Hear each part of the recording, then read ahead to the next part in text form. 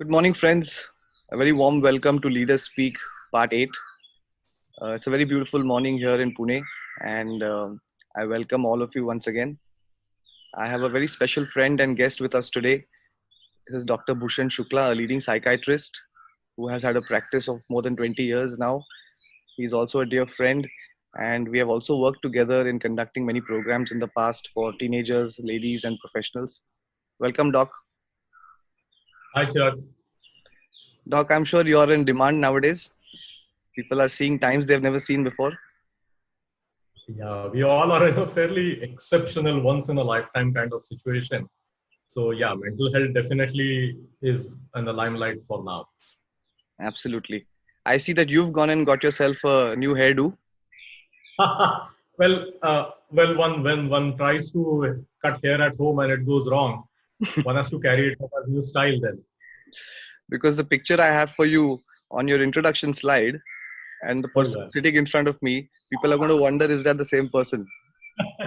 Absolutely. I'm the same chap who just went wrong with his sartorial, no, not sartorial, I don't know, what do you call it? Right. Doc, I'll get into the crux of what I wanted to talk to you. Um, these are unprecedented times and people are not really geared up to deal with it. And the psychological backlash has been enormous of what I've been hearing from my colleagues or my friends in corporate life, even our neighbors.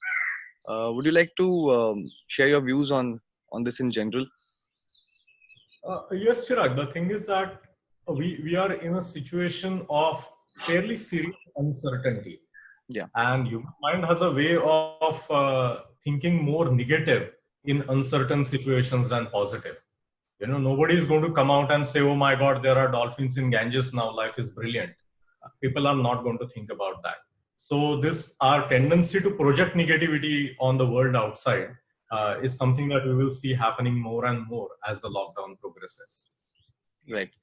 So, generally, people are not geared up to deal with this situation by themselves. Nothing in their education or in their life or in their experience has prepared them to sort of cope with this situation by themselves. What would your advice be to people who are sitting at home and probably, not able to understand what is happening? The bottom line is that almost all of us are going to get out of this lockdown, this COVID pandemic, alive and well. Okay. The very few of us are going to suffer significant amount of pain as far as physical health is concerned. All right. The second part is that what generates real anxiety for people is about economy. People are worried about their jobs. People are worried about their businesses, and quite really so. I mean, I'm barely doing 20% of what work I normally do, because people are unable to get out of home. People are unable to come to the clinic, and all of that stuff. Right. So it's a reality for all of us, and it's our challenge to manage this anxiety about our physical health, about our financial health, via our emotional health, and that is what we need to be focusing on as long as the lockdown continues. I don't know, Doc, whether you've been hearing these reports. There have been enormous amount of cases of child abuse, domestic violence that have been reported because people have been cooped up in their homes. Perhaps they're not used to being with their families for that long. I don't know. I wanted to hear your expert opinion on that and what can they do to sort of, just maintain a sense of calm. Yeah, I agree with you that though all of us say that I need less time for work, I need more time with family, I need more time to do things that I want to do. And now that that time has been offered to you on platter, we suddenly realize that it is not so much of a boon, but it almost sounds like curse because you are spending entire day with your family. And no matter how much you love your family, I think 24 days into 1 month, 24 hours into 1 month, kind of gets a bit too much. And I mean, let's be frank about it. Though we love people, we don't want to be with them all the time.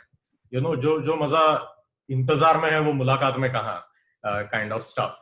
Yeah, so it is a challenging time. Actually, this is becoming like a stress test. Whatever was fragile is actually breaking up with this severe stress test. And same for relationships. So people who are in abusive relationships are now stuck there. And my suggestion to them is that they should call helplines. There are a lot of government helplines available for women and for children. For children, you have 1098, the childline helpline.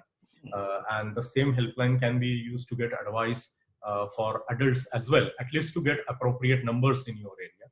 This needs to be used by people to keep themselves safe. Yeah. Because police and social workers have a free access everywhere. Right. So this needs to be used. Doc, what would your top 2 suggestions or advice be to people to sort of better cope with this situation mentally? Because a lot of these things people already know, and they feel that you're already telling me something that I already know, but tell me some practical things that I can actually do to not lose my marbles all the time. I'll tell you what I am doing and right. what is working. Right. So I have, first of all, restricted my news intake. I read my WhatsApp probably twice for 10 minutes each. I do not read Corona news every day. In fact, today on my Twitter itself, I have put up a post that for next 24 hours, I'm not going to write anything about Corona and medicine. I'm taking day off. I'm going to look at art and other things. Right. Even on a regular day, I spend 10 minutes twice a day just to look at what is the Corona news. See, believe me, my wife is a intensive care specialist who's currently looking after an ICU which is filled with COVID patients. Okay, so this is very real for me. And even then, I do not spend more than 10 minutes for a simple reason that whatever I need to know, I know that in 10 minutes. Going over those WhatsApp forwards again and again and reading stuff in newspapers on news channels will actually spoil my mind. It right. will make me unfit to go through my day. It will increase my stress level. It will increase my vulnerability to this virus. So I don't want to do that. That is the first thing. That whatever is harmful, I try and stay away from it. Second is that I have gotten myself into a routine and I stick to that routine no matter what. That routine really helps. Third thing I do is I talk to people. I call up people. I talk to them. These are my friends. We do online, like how you and I are talking on Zoom. We even did a Zoom party a few days ago with friends. And that is how we keep in touch with each other. Categorically, not talking about COVID. Right. See, we are going to get out of this. There is a life out there waiting for us. There is a clear light at the end of the tunnel. And I want to be alive to enjoy that light. I don't want to be mentally dead when that light finally arrives. I think well said, Doc. I think what is the order of the day is perhaps digital detox. I think we need to sort of get ourselves out of that ecosystem we've created, because people are so used to having their phones in their hand and continuously checking updates that, and unfortunately, the only thing that is coming through is news on COVID. Absolutely. Yeah. Absolutely. And I'm on tons of medical WhatsApp groups, of doctors groups. Right. And all sorts of news turns up there, tragedies turn up there, everything comes over. Something that doctors can't discuss with public gets discussed in private. And I restrict myself to that dose as well. It is important to look after ourselves, be with our family if you have family. If you are by yourself, then there is a world out there to be connected electronically in a non-COVID environment.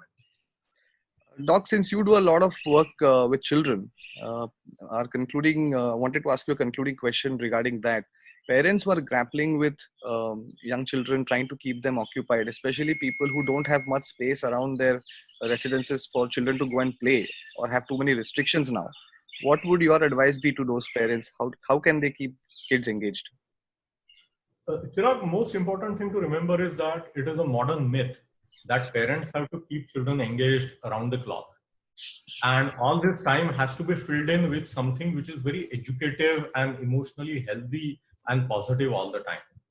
Okay, nobody sits in the gym around the clock. We have to realize that. So we need to practice shameless parenting in these days, where children are given their routine, they are made to follow their routine, and they are not supposed to bother you for everything. And if they get bored, they get bored. Children need to, this is an opportunity for children to live with boredom. It is important not to overdo the media use that children are doing right now. You can give them half an hour of whatever, their tablet or phone or whatever that you want to give 3 or 4 times in the day, but not on binge watching stuff. Right. Ability to switch off that media is something that you can teach your children right now. No, fantastic advice, Doc. I think what I love the most about your advice is it always comes with a twist and a little bit of humor. So I think people are able to sort of take a satirical, perspective to what you're saying. Thank you Right. so much. Nobody is going to get out of this life alive, so let's have some laugh.